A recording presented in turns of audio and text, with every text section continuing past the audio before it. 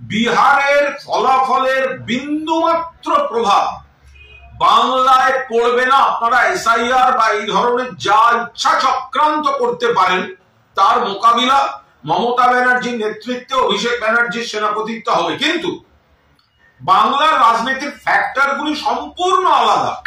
এখানে উন্নয়ন, এখানে বাংলার সম্মান, বাংলা ভাষার সম্মান, পরিযায়ীর প্রতি চূড়ান্ত অপমান বিজেপির, তাদের অধিকার রক্ষা, বাংলার মানুষের বৈধ ভোটারদের অধিকার রক্ষা, কেন্দ্রের টাকার জন্য বঞ্চনা, প্রতিশোধের রাজনীতি।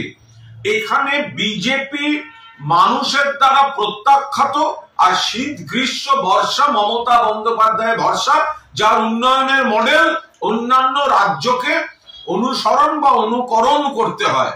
ফলে বিহারের রেজাল্ট যাই হোক, তার প্রভাব বাংলায় পড়বে না এবং সম্পূর্ণ ফ্যাক্টরগুলি আলাদা।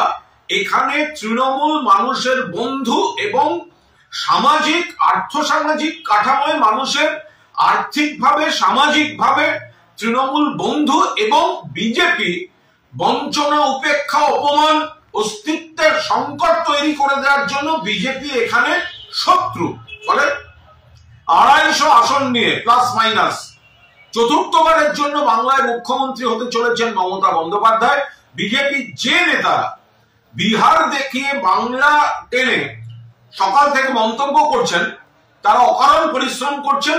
বিহারের সঙ্গে বাংলার ফ্যাক্টরগুলির মিল নেই এবং বিহারের নির্বাচনের কোনো প্রভাব বাংলায় পড়বে না। বাংলায় তৃণমূলের পাশে মানুষ ছিলেন, আছেন, থাকবেন এবং বিজেপি এখানে প্রত্যাখ্যাতই থাকবে।